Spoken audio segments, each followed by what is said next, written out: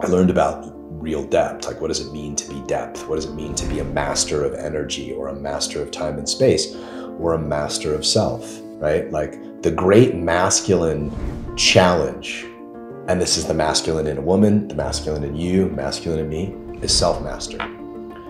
Self-mastery. And to the extent that we do not practice self-mastery, we will suffer. The great feminine challenge in all, right, is full expression. And to the extent that the feminine is not fully expressed in the moment, a full heart, full love, she will suffer. And so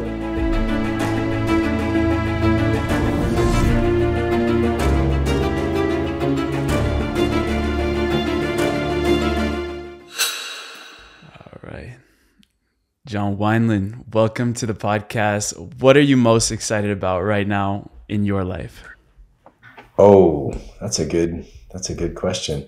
Two things. I have a new program starting that we're kicking it off just outside of Zion. We're doing a big retreat out in this valley outside of Zion, and I always love taking men out in nature for a few days. So that is really exciting.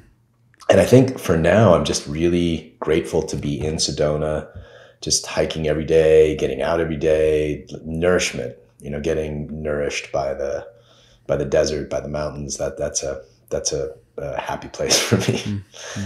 Yeah, it's like church for me. Yeah, that program that you're talking about called the Depth Council. So we're going to go in depth in this conversation as we set the intention. But just to kick off, I think I like to see things on a macro perspective before we begin, and then go into the micro. Because right now, as we're seeing, there's this new consciousness emerging on the planet, both from the masculine and the feminine paradigm. So you've been working, and I love, this experience that you've brought from your work of just years and years of experience in different modalities, from Tantra to Tai Chi, a lot of different modalities. So your perspective, I feel, is one of the most well-rounded perspectives that I've listened to and I've tuned into and I've learned from. So just to start off and tap into that masculine consciousness and that feminine consciousness, so much is changing in the world right now, even with the younger generations. What is truly going on? How can we take a pulse on these new consciousnesses to look ahead to what's to come for the future? Well, I think what's on my radar most at this point is this, especially for your generation, is the desire to seek and be awakened and be embodied, right? I mean, you guys are really taking this bull by the horns, which is wonderful, right? So how do we do that?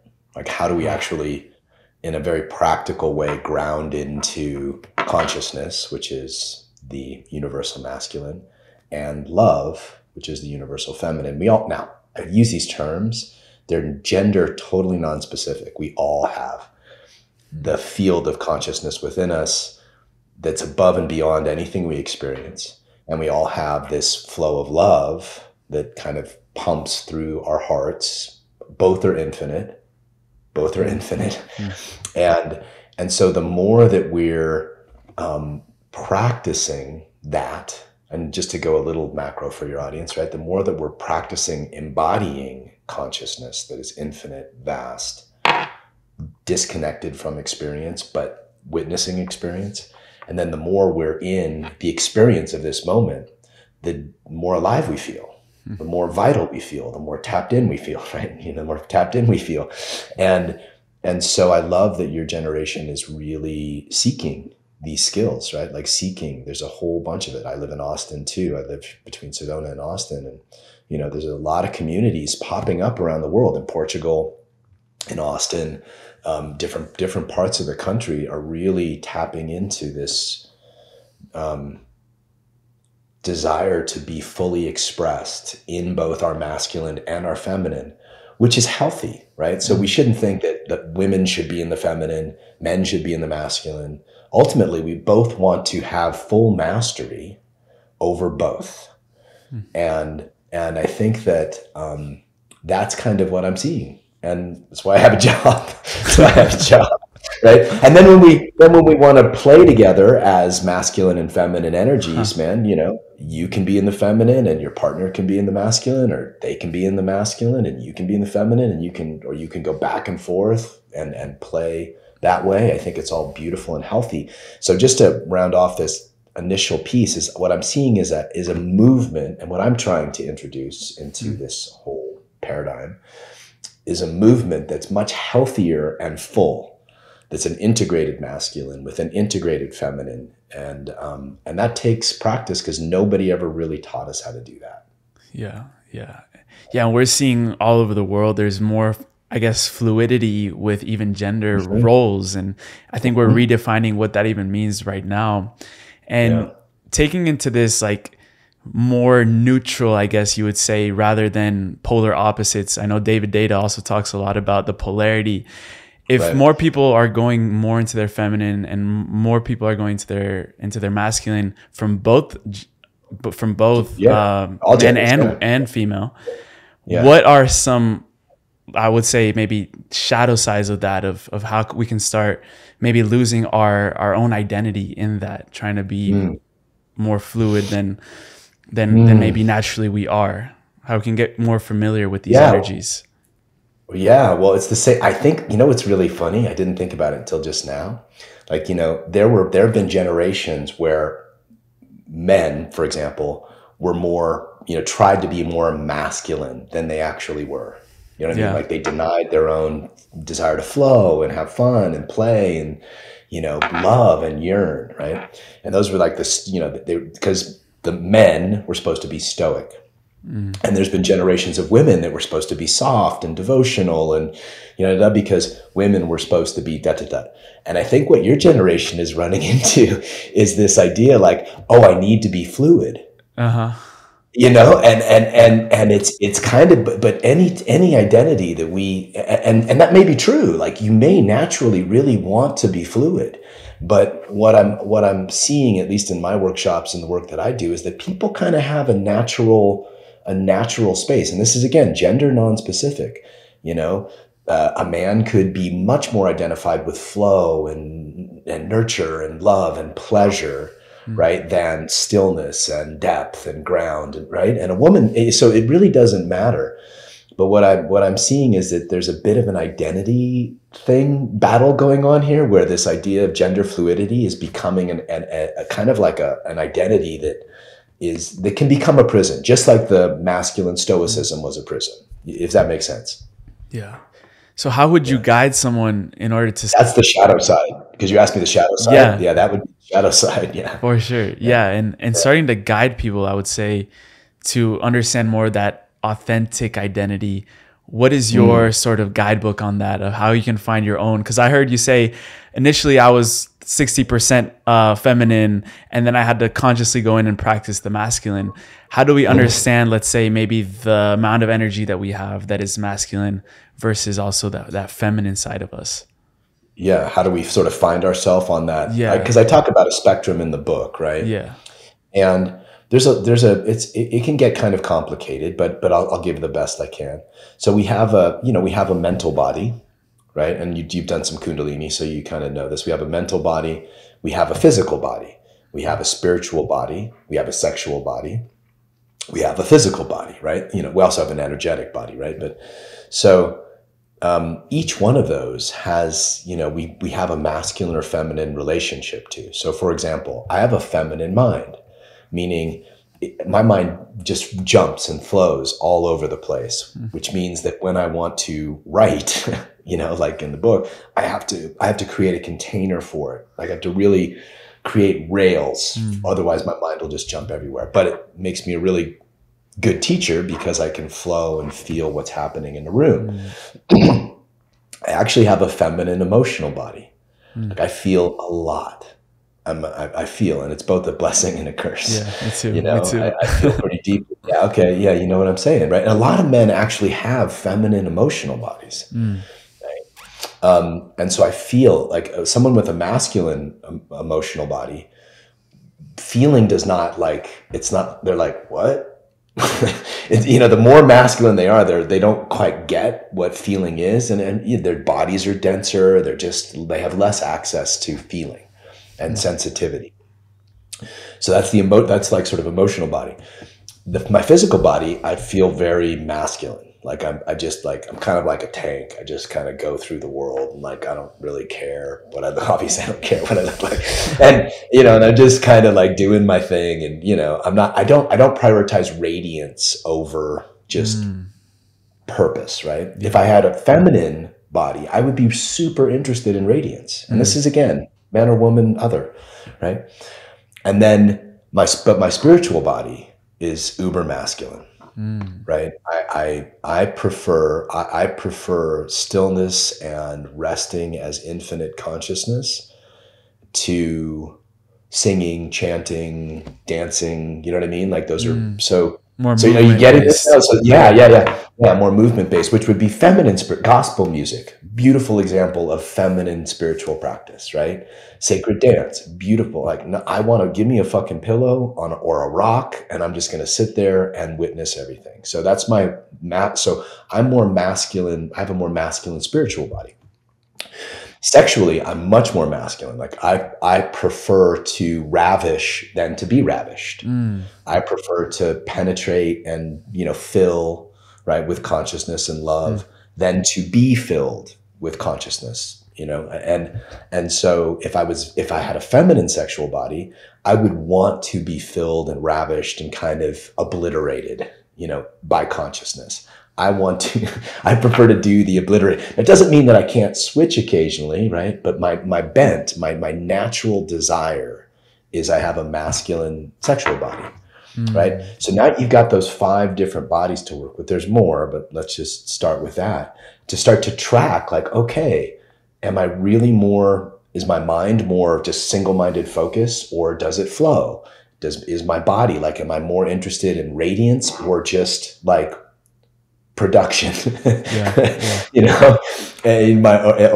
Or do I wear the same shorts? I have like 4 pairs of shorts and a bunch of black shirts, right? So am I uber sensitive emotionally, right? Can I feel everything, or is it really hard for me to feel? So these are things that your audience can ask themselves so they can get some real nuance on their bent. Then, just to finish this concept, then we get to choose, fully honoring who we are and what we were born into and what our natural proclivity is, regardless of our gender. We get to choose, what capacities do I want to develop to make me a more whole person and to make me a more artful partner, lover, teacher, being in the world. Yeah. Right. And so that's kind of what I try to take people through, is like, where are you naturally? What do you want to cultivate? And then let's cultivate it. And you gave a great example with yourself of just like, for example, that feminine mind, that you're being able to leverage it as a superpower when you're teaching.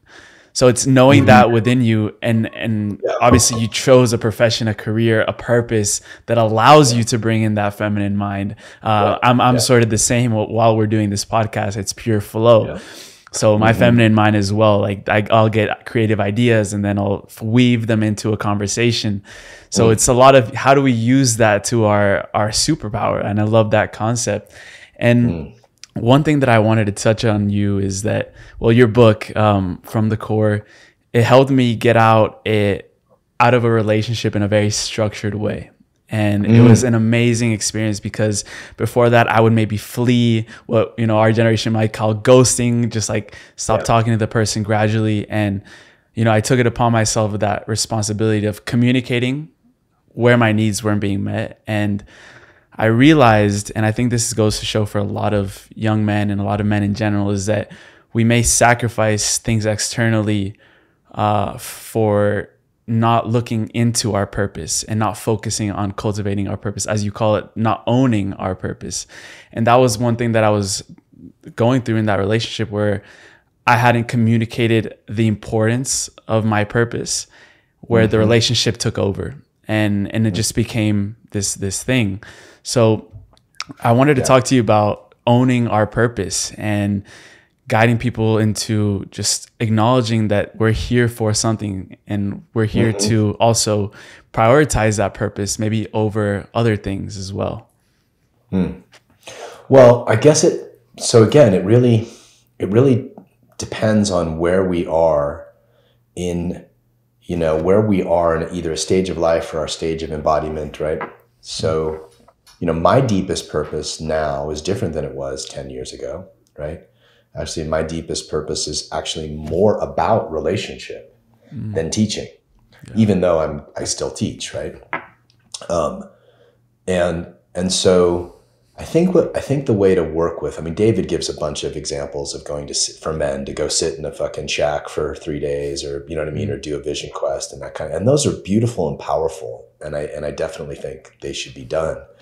A lot of people will take medicine to get, inspirations on purpose. And, that's their choice. I think that can be helpful for some people. People tend to over rely on that. So I would say, meditation is definitely a good way to go. But the best thing to do is to start with what you know. Like what you know is true. What you know is true. I have a deep desire to meditate, or I have a deep desire to start a podcast. Don't know what it's going to be about, or whatever it is. I have a deep desire to practice Kundalini yoga or anything, right? And I have a deep desire to start a men's group. And so you take the next step that's clear, rather than thinking, you may have a whole path open up, but it's to get really clear on where that next step is. What do you know you need to give to the world, right? How do you know how do you want to either share your love with the world, share your consciousness and depth with the world, and then you take the next right action. And then the path opens up. You know what I mean? You can't know if there's so many twists and turns, brother. This is, my 50 some odd years of experience. Like, you can't know the next steps, but you can know the first step or the one after that. You can't know everything that's going to happen. And I think that's where a lot of people get stuck, is they want to know the path, or they want to hurry. This is what I see a lot in your generation. I'm gonna be, I'm gonna be a little bit dad here. I see so much hurry. Yeah. Bro, you guys have so much time.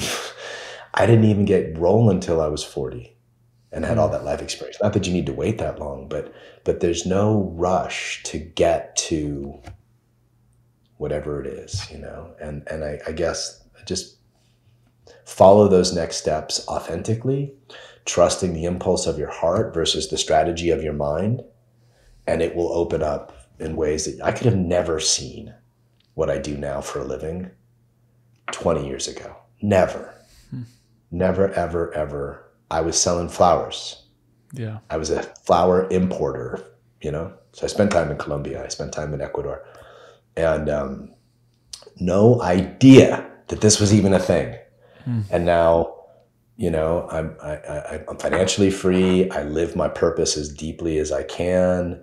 I've changed the karma of my family. And the way that I did it was I just followed the next heart impulse, and then everything else opened up over the last 13 years. Yeah. And your story is an amazing example of kind of using some of that maybe primary wounds and life experience to then guide us into what we're supposed to be doing into the world. You said that when you were very young, 18 months old, your dad left, and both your grandfathers passed away when you were 5. So I guess this absence of that masculine energy led you to seek out the men's groups. And sort of, I wanted to touch on men's groups because just adding a little bit of my experience, I'm right now, I told you, in Madrid, Spain, doing a master's degree in digital marketing, where 75% of our class is female, is women. Wow. And for me, it's been a very healing experience because I've been able to cultivate a lot of healthy friendships with women in my life that I didn't have before. But there's also this part of me that feels this lack of men in my life.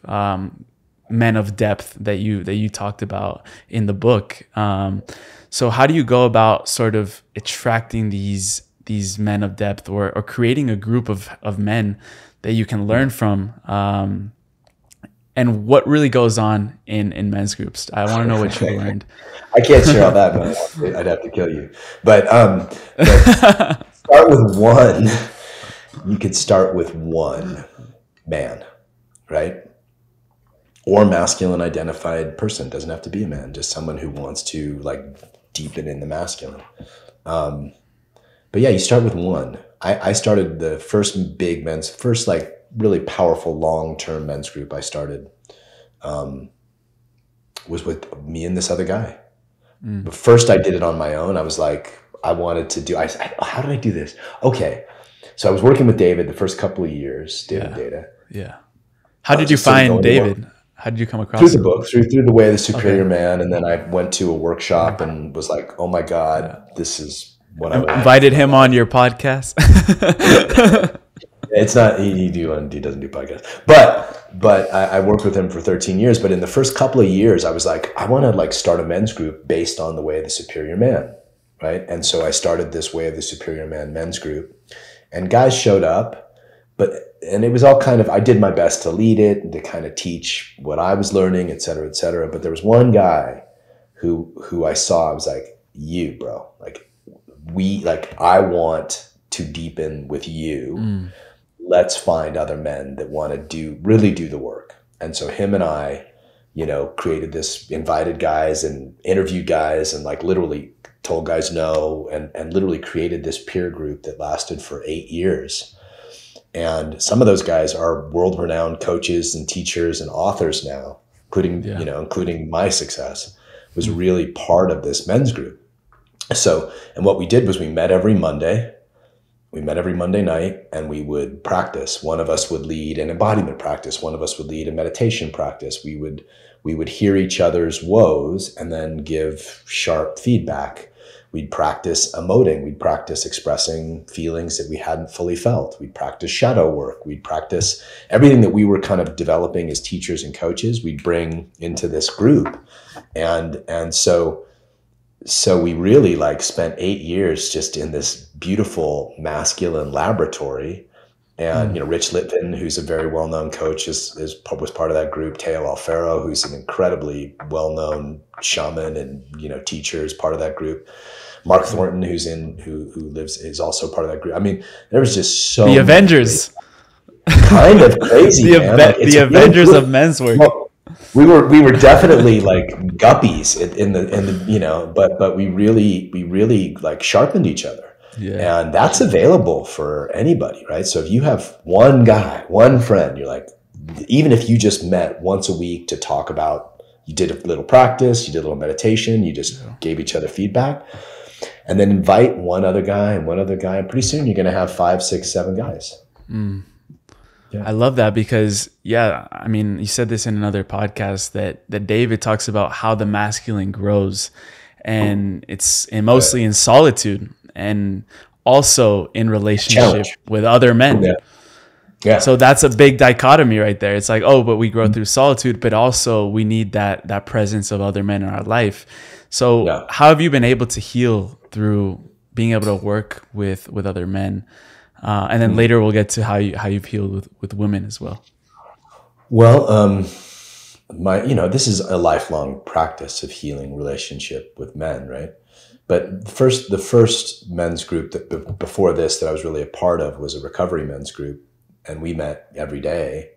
And what I learned from them was literally like how to show up for a job, how to show up in relationship, how to take responsibility for addictions, how to take care of my daughter who was sick. Like I saw through these other men how to be a man that just shows up, right? And shows up in the world and is a stand-up guy.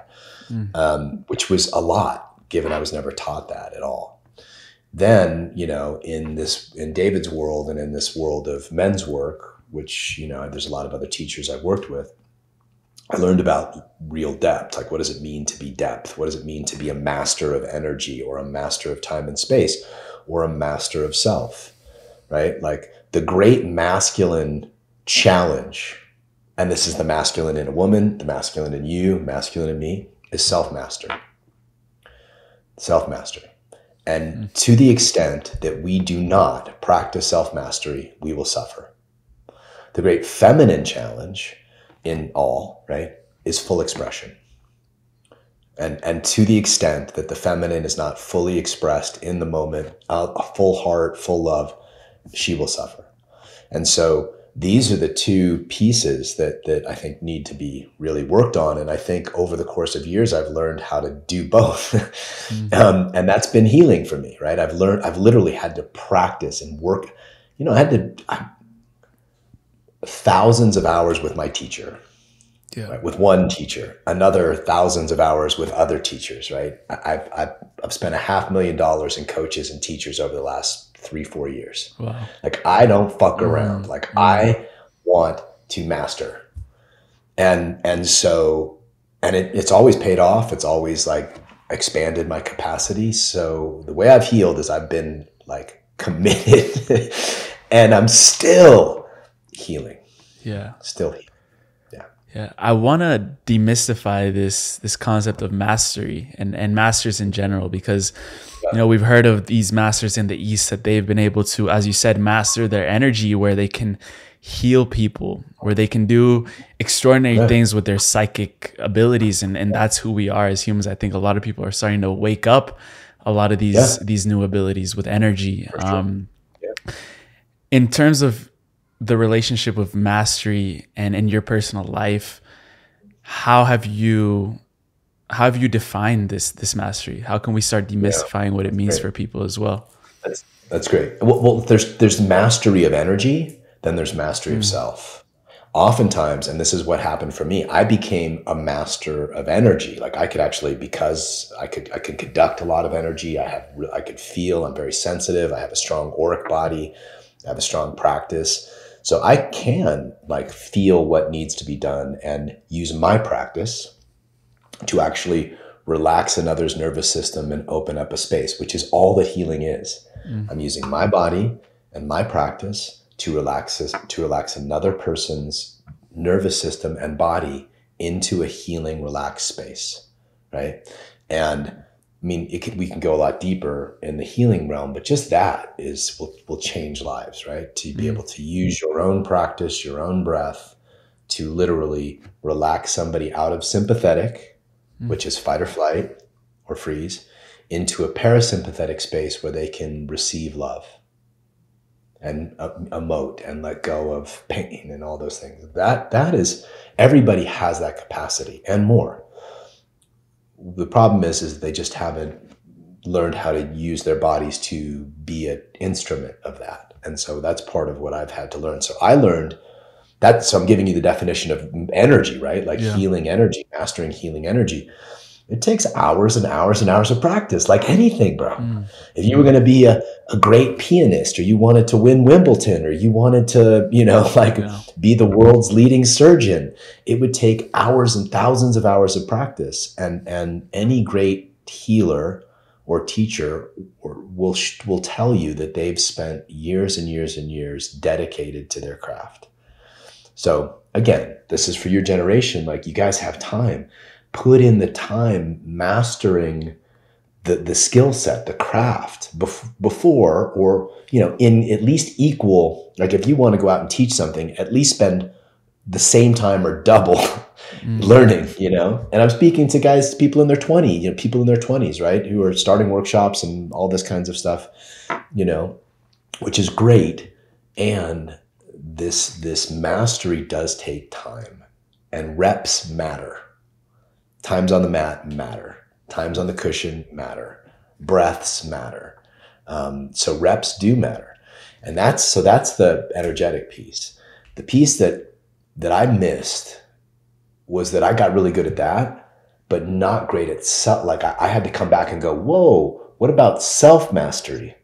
What about like doing exactly what you say you're going to do? What about but guiding and directing your thoughts? How about being a master of your own energy? How about being super and when I had to do the book, the last 3 years, I really bumped into that. Yeah.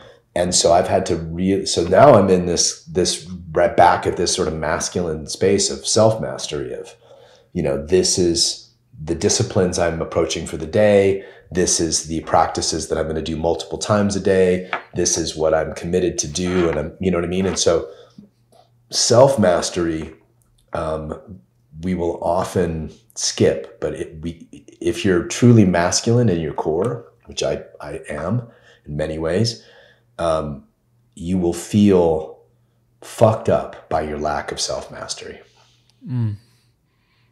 Yeah. Yeah. And if you're truly feminine, you will feel fucked up by your full expression, by the lack of your full expression. Huh.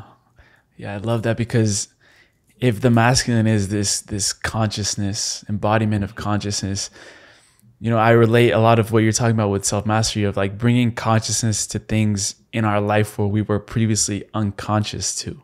Yeah, that's and a great once you get that moment, once you get that moment of like, oh, I've been acting like this pattern, you know, toward my sister, for example. And the moment you bring consciousness to that, it's like, now I can change it. And I love also that concept of just going into our practice. And I think I'm guilty of that, just wanting things quick. I've talked to people my age in these youth communities at, you know, for example, Dr. Joe Dispenza retreats, people that are super young, super psychically activated, you know, healers. And I'm like, wow, like, how'd you get that? It's like, oh, they turned on like out of nowhere. But the practice is then, how do you learn to sustain and manage the new challenges that come with that as well? So you mentioned earlier in the episode, if you wanted to say. Yeah, there's a lot of people who can turn on. Like I think, and especially in your generation, you're right. Y'all have much more open nervous systems and bodies. So you're just much more tapped into the universal flow of energy, the cosmic flow of energy. You know, people in their 20s and 30s do have a real understanding of the flow of energy. And I think that's beautiful. So what that means is that they have to have a commensurate understanding of self-mastery. Otherwise, shadow starts to develop, and shadow and addiction and kind of ego, right? It starts to creep in, right? Starts to creep in, and you see this all over social media, right? And so if, you know, to be a master of energy or a master of healing without being a master of self will inevitably damage the people that you are trying to help. Yeah. So and that's a lesson I've had to learn myself. I wanted just to highlight, it's different to master a skill than mastery of self, right? Okay. Yeah, exactly. We were just talking to some guys in my current men's group. We were talking about Neil Donald Walsh, right? And just, you know, the Conversations with God, which is a brilliant book, right? But that guy had a lot of problems in his relationships, as have I, right? And so mastery of self is the greater frontier than mastery of a skill set, even if that skill set is healing. And I guess one of the things I guess if I was going to just be, you know, just kind of wave my dad finger at everybody, I would say don't forget about that. Like, that's just as important. And in my teacher training, you know, I do a 3-year teacher training with people. We are like, here's the skill set, how to teach people, how to teach embodiment, how to teach polarity work, all that kind of stuff. But what matters is how clean your vessel is and how deeply expressed and self-mastered are you. And so that is just as important as a teacher to learn as the skill set. Yeah. And the information. Yeah. And the information. And so people just focus on the skill set and the information and then go, you know, everybody can just put up their shingle, like, no problem. But this other piece is so important. So important. Yeah, I agree with you. And I've sent a lot of women your video of what men really crave. And I'm gonna link it in the show notes. But I wanted to know, because you said at the beginning of the episode that your deepest purpose right now was relationships. So I wanted to just ask you from curiosity, and if you would like to open up with the audience and with us, is like, what are you craving right now in that aspect of relationship? Thank you for asking. Yeah. I'm at a place where I've already raised a child. My daughter died a few years ago. A lot of people know that. I've built a business. I feel really comfortable with what I'm giving in the world. And the last frontier for me is, creating a relationship, like a long-term relationship, which is the one thing I have. I mean, I've had 2 7-year relationships, a marriage, a child, but I'm talking like something that is like I'm actually looking for the great love of my life to spend the next, 20, 30 years with. And nobody in my family has done that. I come from Wow. multiple divorces. So my family karma is this sort of like, is this relationship piece. Everybody in my family, my mom, my dad, both my sisters are alone, more or less, right? And so my purpose is really to change the karma, the relational karma of my family. Now that doesn't mean I don't go to work, doesn't mean I don't do this, doesn't mean I'm not writing other books, doesn't mean that I have 4 programs and, not 10 workshops a year. But if you really asked me the thing that I need to do before I die so that I can die complete, it would be that. And included in that is, like a ranch or retreat space where I could I'd like to have more kids and teach. So if I could spend, the next 20 years of my life, into my 70s, and because I plan to be around for a while and I'm pretty healthy dude, that would be my purpose. Yeah, I love that. And does that mean for you spending a lot of time with your family or doing things differently than past lineages, or both? I guess it's maybe a combination. I do try to be the patriarch of my family. You know what I mean? Like I'll create things, for my mom's birthday. I got us a big cabin to go to Yosemite together. Right. And so I will do things for my family. I'm kind of a patriarch in many ways in my family. Hopefully a healthy one. But the last thing you said, I think, is more what I'm bumping into, which is relating differently and relating in a much more what I would consider conscious and fully expressed way.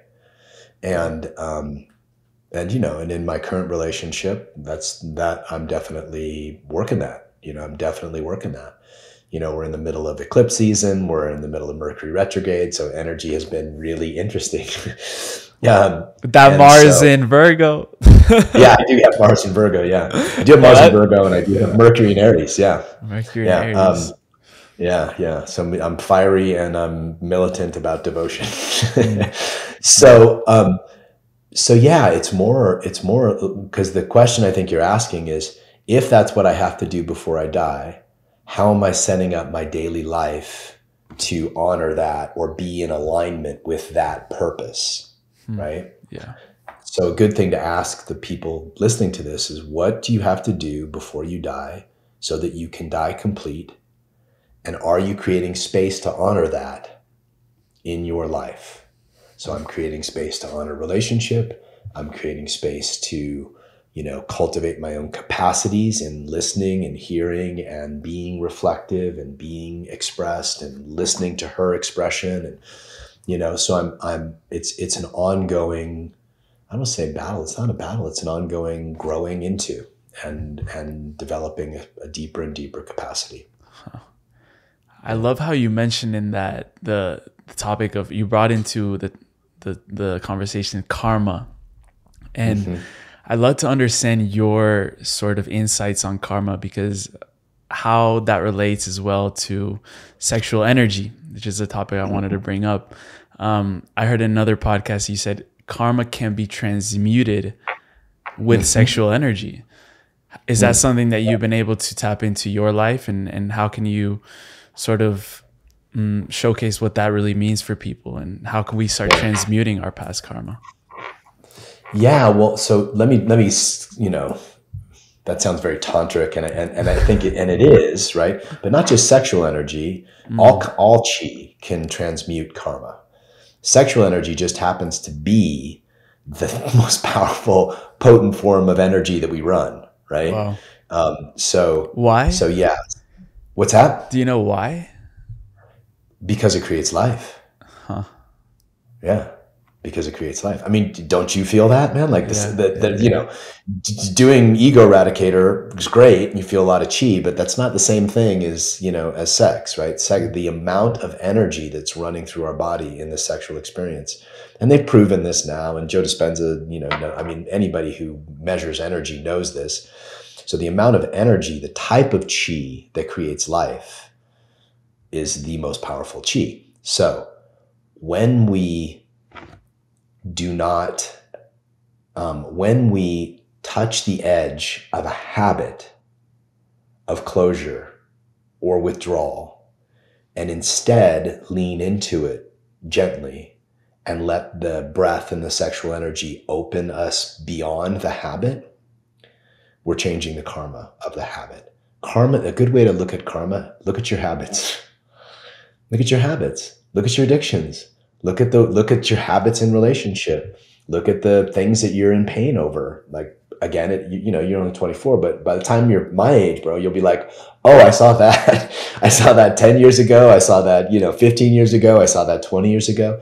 And it'll change. It will change. But in general, if you want to know what your karma is, look at the habits. You really want to know what your deep karma is, look at your addictions, the way you know, whether it's social media or heroin, look at your addictions, and then look at the ways you close in relationship, the ways you protect, the way you close, the way you defend.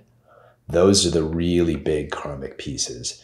And so a big part of sexual yogic practice is to take people into the space where they're just right where they're placed, where they would protect or defend or close, and just have them sit there for a while, relax with breath and with movement and with turn on, quite frankly, because that's what tantric energy is, and let it kind of melt the part that feels like it needs to defend. And what people find is that there's so much more capacity for love and expression and depth on the other side of that habitual kink, right? And that's how we change karma, like one moment, one habit, one closure at a time. Yeah. It's happened to me a ton in relationships where I start seeing how the pattern repeats and I'm sort of attracting the same type of situation, dynamic in person. Yeah, me too, man. And I think what you're saying, when we bring consciousness to that and we're able to sort of change it in the moment, because one thing is like changing it like in like journaling about it, that's what the moment we're gaining consciousness about the pattern. But when we change it in the moment, I sort of see it like this sort of like karmic bond just dissipates in that present moment. So it's a beautiful process that what you're talking about. Yeah, I believe it translates lineages. Yes. It actually heals 7 generations back. It heals generations forward. It literally changes the whole possibility spectrum for our family and, you know, our past family and future family. And you were mentioning how you've healed a lot of this lineage in your family. Going forward in the future generations, one thing that I'm familiar with from my experience is being a young man. And I heard you say once that young men have not been initiated into sex and into manhood. You've probably worked with a lot of young men as well, but let's say hypothetically, not as many as I'd like, man. Yeah, I mean a few. I mean, I always have guys in my programs in their 20s, but no, it's less than I'd like. Yeah. If you were to create a manual, like a manual for young men to start getting initiated into these topics. Let's say you had a son. Yeah. How would you raise that son to be, I love this term that you call conscious warriorhood. How do you raise a son or a young man to become a conscious warrior? Yeah. Well, I think I do believe that the first, 8 to 10 years of his life are really going to be about learning to be sensitive and like cultivating his feminine more than his masculine, right? I mean, doesn't mean I can't. I mean, of course I would want them to get sensitive, right? before, trying to get a 5-year-old or 6-year-old to meditate. It's almost impossible. And it's cruel, actually. I want to say it's a bit cruel to try to get a mind that's so, active to stop. Why would you when they're kids? This is my personal opinion as a father. And I raised my daughter would have been 26. So she died when she was 21. So I've raised somebody in your generation. I have some, Claire and I used to talk a lot about it. It's so funny. But so what I would do is I would give a lot of space for self-expression. And then I would quietly just introduce silence and ground and breath. So maybe we do breath work every day together. Maybe we just do starting at 7 or 8, I'd give them some time, you know what I mean? But maybe we start doing breath work together, and we start, doing and then I'd guide them into getting aware of consciousness. And then I would start to teach them, kind of initiations of leaning into things that are edgy for them. Pain, most initiations have some kind of pain, right? And I'm not talking about physical pain, but I'm more like just discomfort. Just holding your arms up, for a amount of time will create that discomfort. So I think young men need to learn how to stay open and plugged in to the planet and the moment while feeling discomfort. That, in fact, I think all men need that. That's how the masculine gets trained. That's how the masculine nervous system gets trained, whether it's holding a yogic pose or a qigong pose, or revealing emotions that are difficult, or stretching some kind of creativity, doing some kind of improv or creative theater, that kind of thing. The masculine needs, in order to grow, to stretch past beyond comfort and stay open. Wow. So that isn't an issue. That's a death practice. Wow. That's a death practice. Yeah. I'm a big fan of the Wim Hof method, and I've done, I have an ice plunge here at my gym, and you notice that their initial reaction in the ice is to close. And the ice is a great practice for that, is just getting into the ice and learning to just open up into the parasympathetic nervous system while you're, freezing balls. So is the training of the nervous system the same for men and women? Because you said that's for the masculine. Oh, no. It's different. I mean, there's some of the ideas are, let's say the masculine and feminine, right? Yeah. So some of the principles are the same, meaning that the idea is to touch an edge and then relax open through it. Yeah. That's how we grow. That's how oftentimes people will do that and then weep and clear stuff and weep and clear stuff. It's clearing junk that we've accumulated, not only in our lifetime, but from our parents, epigenetics, right? That's a thing now. We inherit trauma through DNA. Everybody knows that now. But then probably farther back.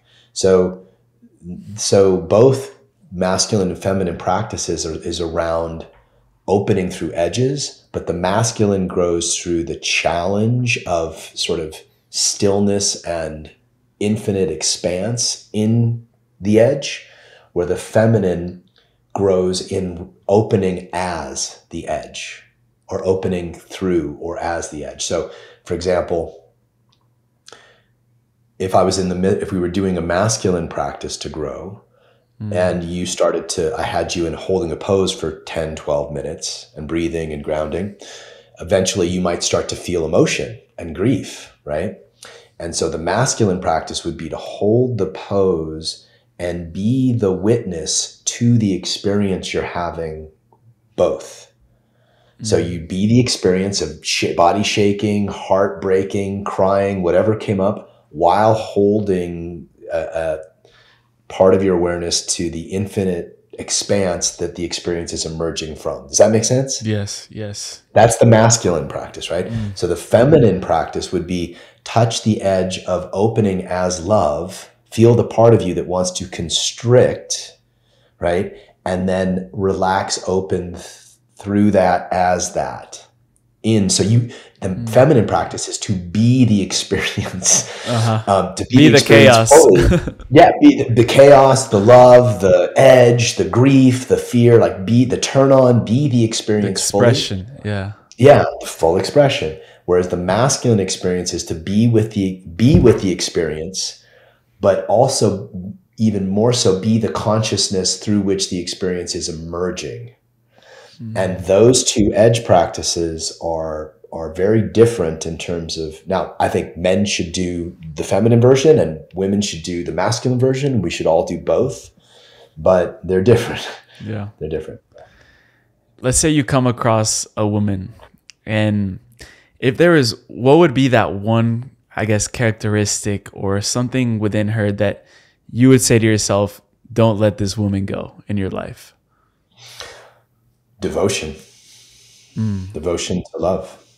I mean, And that's the, yeah. Like devotion to love above all else, right? Because that's the ultimate feminine gift in men and women, right? The ultimate like I have a lot of because my feminine is incredibly devotional to love.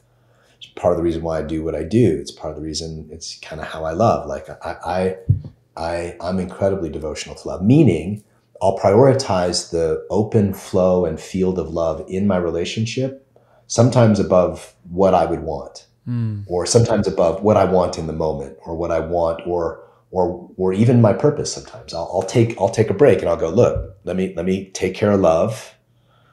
Give me 10. I'll put everybody on hold. Let me take care of love. I'll take care of love. I'm devotional to love. And so for me, the ultimate feminine gift is to prioritize the flow and expression of love in a committed relationship. That's a trait I would, not let go of. The other one is full expression. So those two, full expression of pleasure, full expression of sexual desire, full expression of emotion, full expression, right? So both of those two things, you put them together, that is, that's been, the unicorn that I've been looking for the last 10 years. So he's out there. Yeah, for sure. There's this beautiful practice that gave me chills in your book, From the Core, that I wanted maybe to just run through maybe a quick example of what that would look like with you. Okay. And that is the letter to your father. Oh yeah. And if there's anything, and I imagine that you've wrote this letter and you've had maybe senses of what that letter has said in your experience, what would that letter for your father look like? What would you say? Well, I did that letter and I read it to him, in Union Station, having lunch in Union Station. 10, 15 years ago. Yeah. And that letter was really just a thank you to everything that he had given me, right? Because I could come up with all the ways he didn't show up or why he left or how he did this or that. But he also gave me a lot of really beautiful traits, shared some really amazing experiences with me, took me to Mexico not for the first time, but took me to Mexico multiple times, took me to Europe, taught me about business, taught me, gave me love of many, many things, and did his best. So I wrote basically a thank you letter, just focusing on the things that I appreciated that he had given me and thanking him for that. And I read that to him, and it was a very powerful healing experience for both of us. And, though our relationship is still strained for other reasons, I feel totally clean. Like I've shared and given and set boundaries and done all the things. I support him financially, but I don't necessarily need to do more than that. It's I feel clean, I guess would be the way to put it. If my dad died tomorrow, I would feel like I'd said everything and done everything I need to do.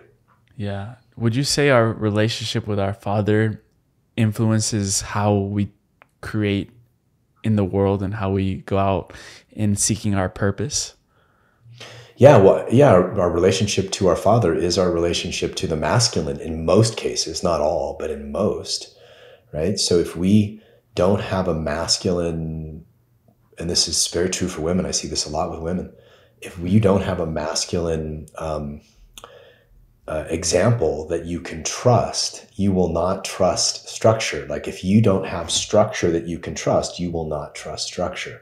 If you have too much structure, you will not, you hear about, overly structured childhoods and they want to break free. But if you have none, or you have structure that you can't trust, or you don't feel consciousness and you don't feel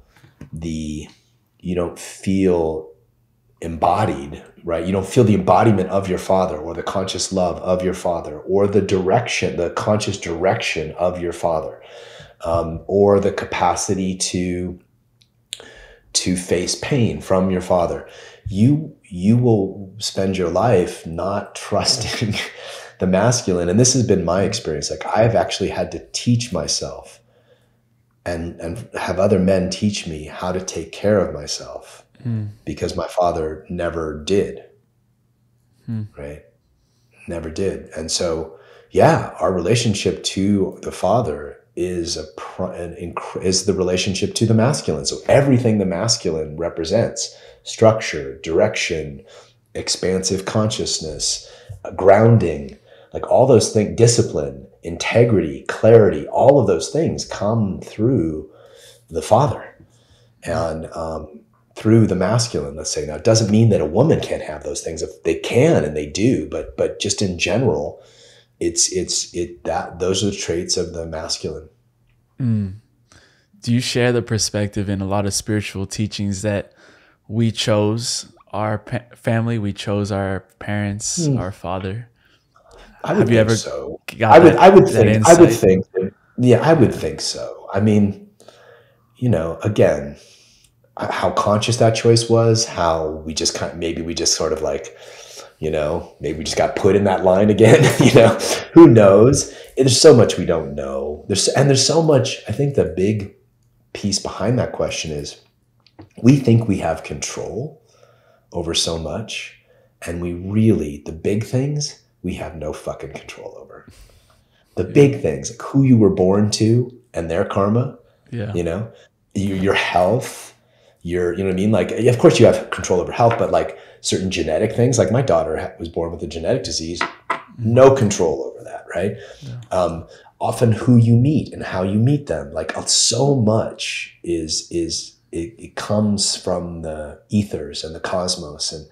And so, yeah, I think that we probably do choose, but I also think that, relaxing into what we can impact in the present moment will often yield a lot better results, Yeah. Like, and being a yes, like the great tantric practice is, okay, I was born to this life with this body, this experience. I'm having these experiences now. How do I make art out of it? How do I be a yes to it? How do I create from it? How do I expand through it? All those things are, I think, the really important questions. Yeah.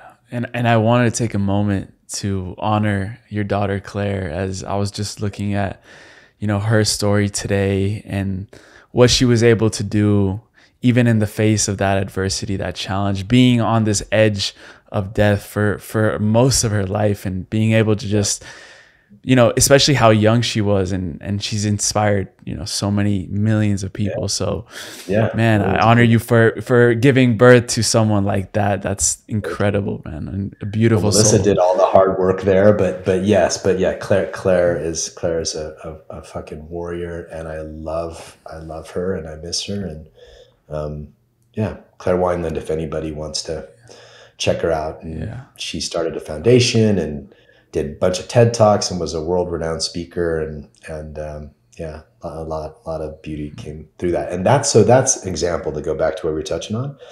That's a place where I changed my family's karma, because I didn't get that kind of parenting.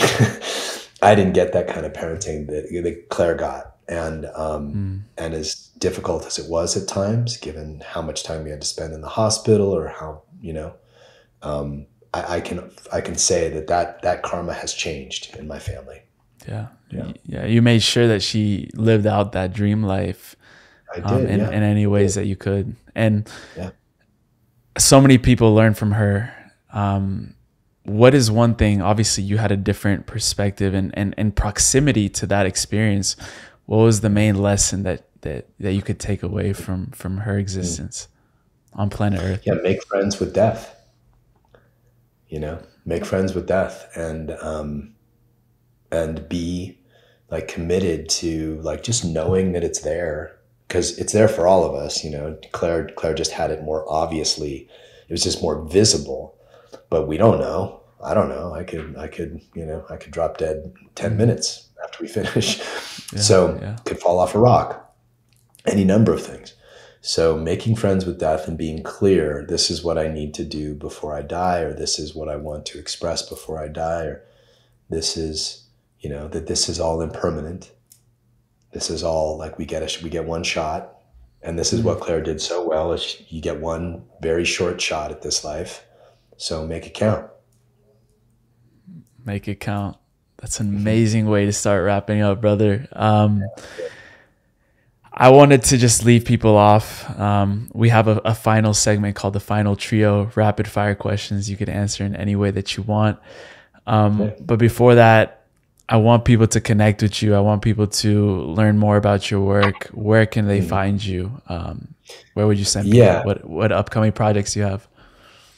JohnWineland.com. And let's see, I have a teacher training that's still open. It's a year-long program that starts in July. That's almost full. The Depth Council, I have 2 spots for the Depth Council left, which is a very small men's group, kind of like what I talked to you about.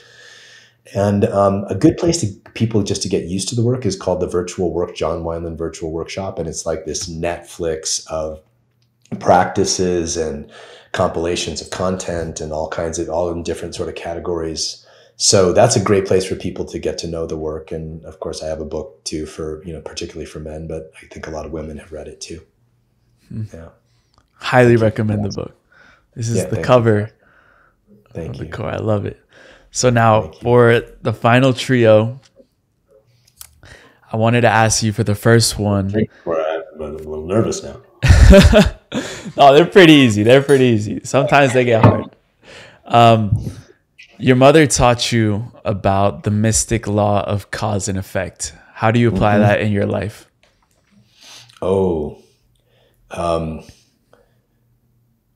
Imperfectly, but really it's more of a moment. The way I think about it now is more of a moment to moment decision of how I want to be, what I want to create from. I think the way to look at it would be, this moment is happening, this experience is happening, whether it feels good or not. It is what it is. Now, what do I want to create? I love that. And how would you describe, this is the second one, how would you describe to someone what it means or what it feels like to live from their core that has never had that before? Yeah, it's both still and expansive and full. Like it's a combination of peace, fullness, clarity, and groundedness. And it's yogic and meditative. It's not something you can think your way into. It literally has to be experienced through the body, the core of the body, which is the whole point of the title of the book. Yes. Yeah. For the last one we have, this isn't a question that we ask every single guest. This one requires us to travel a little bit into the future. So let's say 15, 20 years down the line, you are presented with an opportunity. We call this the time capsule question. So you're given opportunity to fill a time capsule with anything that your mind can imagine, but knowing that this time capsule is going to be opened by the next generation of leaders, the next, masculine leaders, the next feminine leaders of the world. And these are going to be tools. It could be anything from a book, a frequency, a poem, a word, a movie, anything that you've had in your toolbox that is going to allow people to usher in this new earth that is going to happen in the future. Big enough time capsule? Huge time capsule. Is that whatever quantum possibility? So I'd put a cold plunge and a sauna in there for sure. Hey. I'd put a meditation cushion. I'd put conversations with God in there. I'd put Blue Truth from David Data in there. I'd put the White Album by the Beatles in there.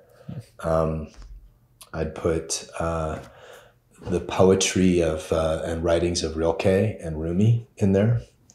I would put a dozen. You know what? I'm gonna put one of my own things in there. Like I have like 50 breath practices on the virtual workshop. I would put like all the breath work that I've compiled over the years there. Yeah, I'm sure I'm missing stuff, but I love that question. It's a great question. I'd put I'd put a current iPhone in there just for kicks, so they could see what it was like back in the day. Before it was a chip in our head. No. Exactly. Where it was a holographic thing, just for kicks, man. But that's a good start. And upon opening this time capsule, there's going to be a question for these leaders from you. What would that question say on top of the time capsule? Yeah. How, in this moment, how deeply connected to your heart are you? Oof. That's so powerful. Man. John, thank you so much, brother, for all the work that you're doing. Yeah. It's been an honor to share this space with you, man. I look forward to continue learning from you and support you in any way that I can. Man, you're making big waves. Thank you. Thank you. My pleasure.